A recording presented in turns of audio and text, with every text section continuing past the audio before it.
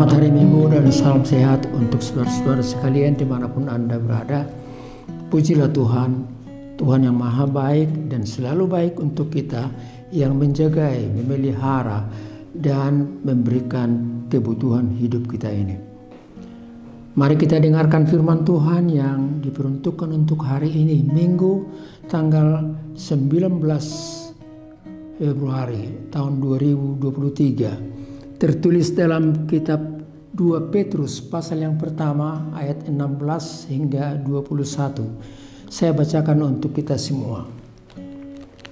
Sebab kami tidak mengikuti dongeng-dongeng isapan jempol manusia ketika kami memberitahukan kepadamu kuasa dan kedatangan Tuhan kita, Yesus Kristus sebagai Raja.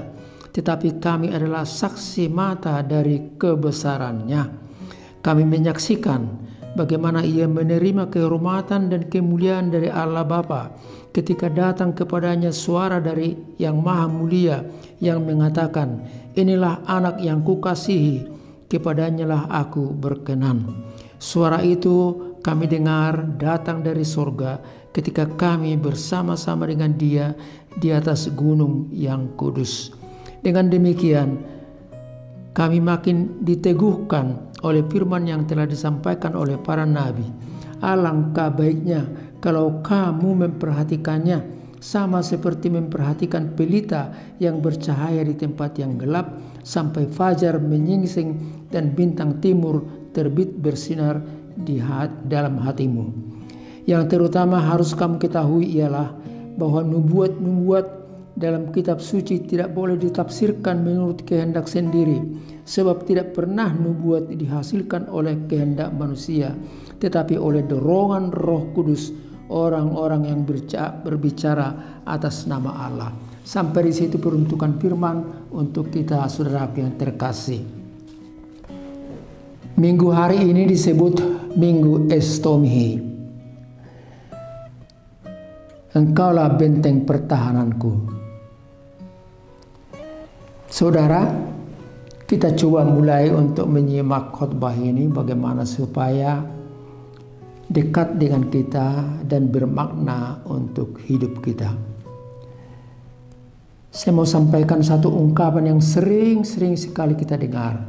Jadikan hidupmu berguna, bermanfaat untuk orang lain. Saya ulangi sekali lagi, jadikan hidupmu berguna, bermanfaat untuk orang lain. Bukan hanya untuk dirimu sendiri atau keluargamu, tapi berguna untuk orang lain. Berguna karena apa? Berguna karena ada kemauan. Berguna karena ada kerja keras. Berguna karena kita punya semangat untuk bekerja. Itulah faktor-faktor yang melatar belakangi membuat seseorang itu bergerak, berbuat, berguna, bermanfaat untuk kehidupan orang lain. Kita lihat satu contoh. Thomas Alva Edison, penemu lampu pijar atau bohlam, sering kita sebut hari ini, lampu pijar atau bohlam. Sewaktu dia belajar di sekolah, dia dianggap rewel karena selalu bertanya dan bertanya terus, membuat gurunya kadang-kadang jengkel. Tetapi di rumah oleh ibunya diberi kesempatan untuk berbuka pikiran, untuk mengembangkan dirinya sendiri. Dan karena itulah Thomas Alva Edison memulai percobaan-percobaan yang akhirnya berguna untuk kehidupan manusia. Dia mencoba bagaimana supaya listrik itu menjadi lampu pijar yang menyala, yang kita sebutkan bohlam sekarang ini. Tapi itu bukan hal yang gampang, saudaraku yang terkasih. Ratusan kali, bahkan disebut 900 kali percobaan-percobaan yang dia lakukan. Kadang-kadang gagal, dilanjut lagi, dicoba lagi. Sesudah 900 kali percobaan itu dilaksanakan, akhirnya dia berhasil menciptakan lampu pijar atau bohlam itu. Dan itu menjadi suatu hal yang sangat bermanfaat dan berguna untuk seluruh dunia ini, termasuk kita. Dengan adanya lampu bohlam itu, tidak perlu lagi kita pakai lampu teplok. Tidak perlu lagi kita memakai alat-alat yang lain, karena terang itu telah dihasilkan oleh bola lampu tersebut. Saudaraku yang kekasih, kita simpulkan bahwa hidup yang berguna dimulai dari tekad, kemauan untuk bekerja keras, tidak bosan-bosan kalau gagal, dilanjut lagi, dirubah lagi, dan itulah membuat seseorang itu berhasil. Pertanyaan untuk kita,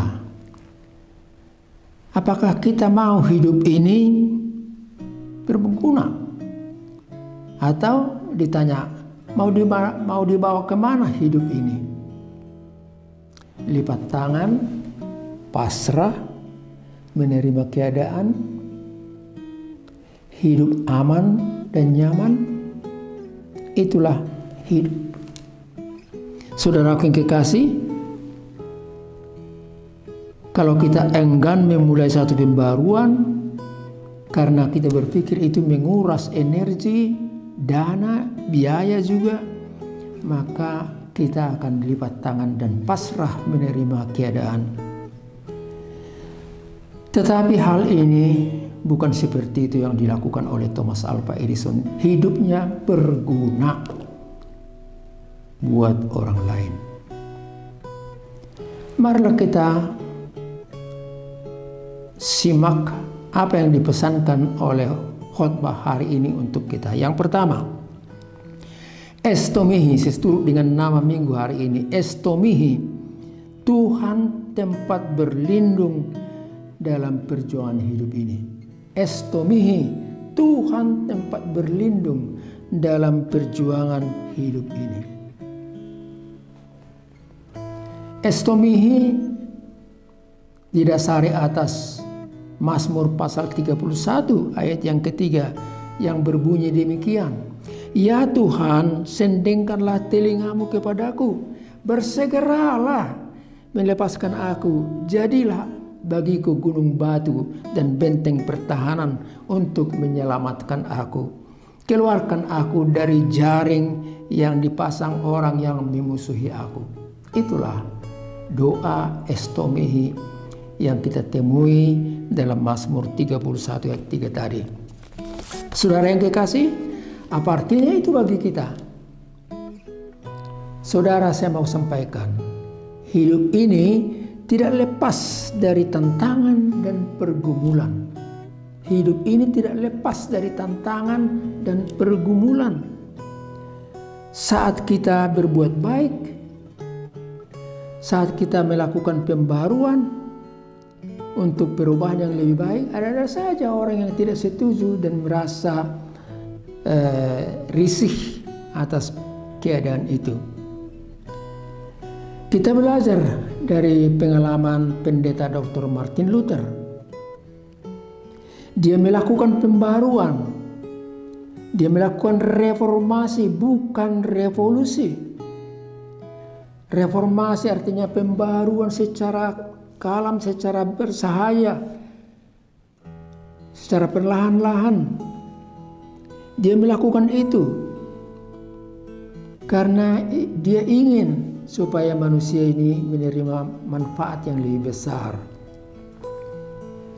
Dengan jelas dia menyebutkan manusia atau kita ini hidup karena iman yang disebutkan sola fide. Kita hidup karena firman Tuhan, sola scriptura. Kita hidup karena kasih anugerah Tuhan, sola gratia. Sola fide, sola scriptura, sola gratia. Itulah motto dia, semboyan dia yang dikembangkan dalam segala khotbah dan ajaran-ajaran serta tulisan-tulisannya. Apakah pembaharuan itu berjalan lancar dan mulus? Oh, sama sekali tidak. Banyak yang tidak setuju. Ada tantangan. Ada yang merasa ajaran itu palsu dan menyesatkan.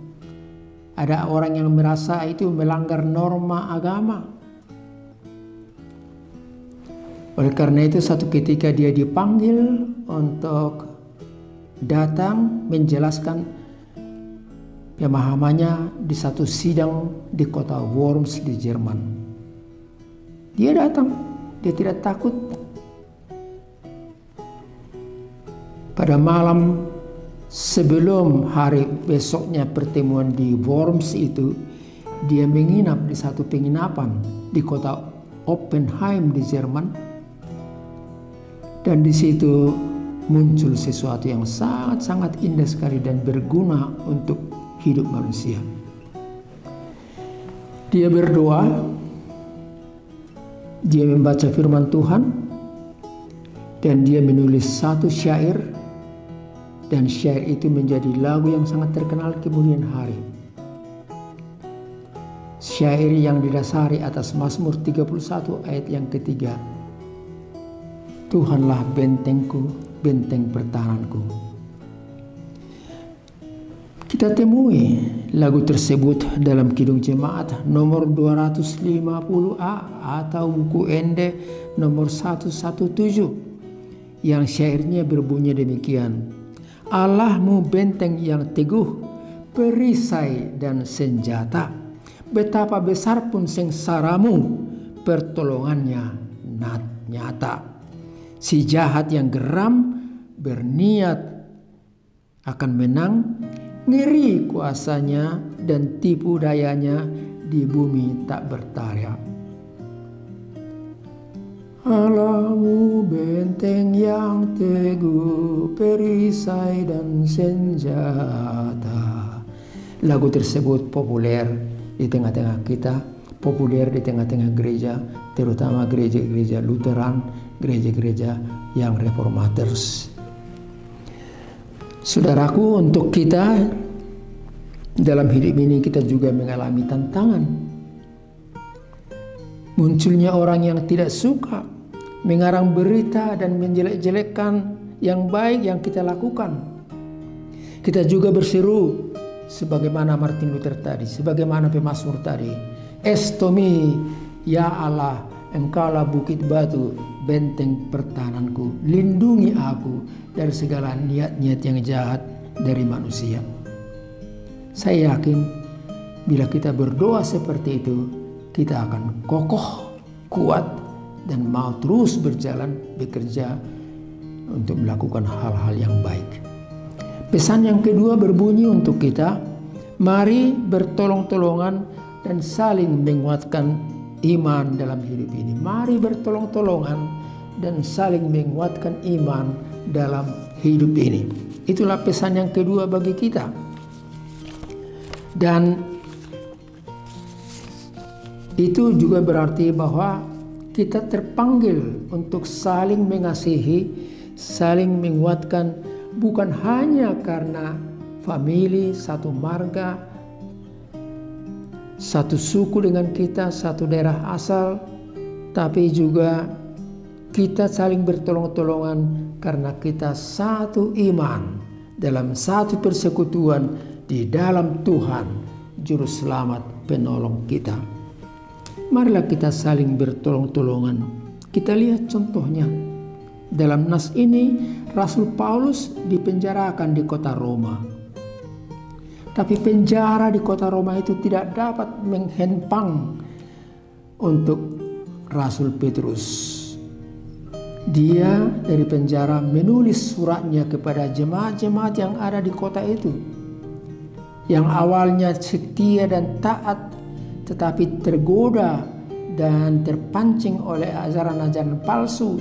Ajaran-ajaran yang mulai dari orang-orang yang berkata hikmat, para penceramah-penceramah, bahkan pengkhotbah-pengkhotbah yang menyamakan diri mereka sebagai orang yang serba tahu dan yang harus dimuliakan.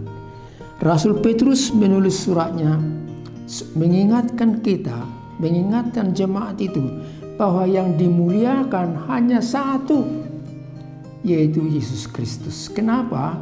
Karena dari pengalaman, dari kesaksian Petrus yang dilihatnya nyata dalam hidupnya sewaktu bersama-sama dengan Yesus, dia melihat di atas gunung yang kudus itu Tuhan Yesus dipermuliakan, dan dari sorga kedengaran suara, "Inilah anakku yang kepadanya aku berkenan, dengarlah dia."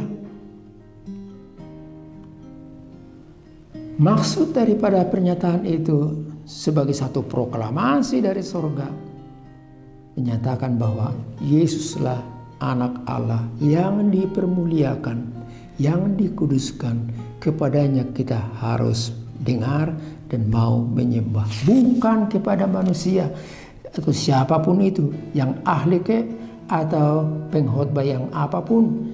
Jangan-jangan kita memuliakan Tuhan Allah Bapa kita. Saudara yang kekasih, topik khotbah ini menyaksikan bahwa Yesuslah Raja yang Maha Mulia. Dia telah dinubuatkan oleh para nabi. Kalau kita simak apa yang dikatakan oleh Yesaya pasal 11 ayat yang kedua, dikatakan di sana, Nabi Yesaya menyaksikan bahwa Yesus itu didiami oleh Roh Tuhan, memiliki hikmat dan pengertian, nasihat dan keperkasaan. Oleh karena itu, dengarlah dia, anak Allah yang dimuliakan. Yesus itu Raja atas segala raja dan Tuhan atas segala Tuhan. Dengarlah dia, muliakanlah dia, bukan manusia, bukan siapa-siapa. Itu disaksikan oleh 1 Timotius pasal 6 ayat 15 dan Wahyu pasal 17 ayat 14. Tuhan Raja atas segala raja dan Tuhan atas segala Tuhan. King of Kings and Lord of Lords. Saudara, jadikanlah hidupmu berguna untuk orang lain. Mari berbuat sesuatu. Estomihi, Tuhan pelindung yang menyelamatkan. Mari sebagai orang percaya saling menolong, saling menguatkan, dan di atas semuanya itu Tuhan Yesuslah yang dimuliakan. Sampai di sini pertemuan kita pada kesempatan ini. Kita ketemu lagi minggu depan. Anda sehat, aku pun juga sehat, dan terpujilah Tuhan. Amin. Kita berdoa. Terima kasih Bapa di sorga, Bapa yang maha baik, yang selalu menyertai hidup kami. Terima kasih juga Tuhan Yesus, Engkaulah anak Allah yang diproklamirkan dari sorga, dinyatakan ke dunia ini. Oh, Engkaulah satu-satunya Raja di atas segala raja dan Tuhan di atas segala Tuhan. Engkaulah juru selamat dunia, juru selamat hidup kami. Kami memuliakan Engkau. Kami menghormati semua orang, tapi yang dimuliakan hanya Tuhan Yesus sendiri. Berkatilah kami bersama keluarga, anak-anak, cucu kami, pekerjaan kami juga berkati Tuhan. Karena itulah jalan atau sumber dari penghidupan kami hari lepas hari. Berkati gerejamu dalam pelayanannya, para pendeta, para majelis, atau semua orang yang bekerja di ladang Tuhan untuk kemuliaan nama Tuhan dan kebahagiaan semua umat manusia. Terpujilah namamu Tuhan di dalam Kristus Yesus. Anugerah dari Tuhan kita Yesus Kristus, kasih setia Allah Bapa, serta persekutuan dari Roh Kudus bersama dengan saudara-saudara sekalian. Amin.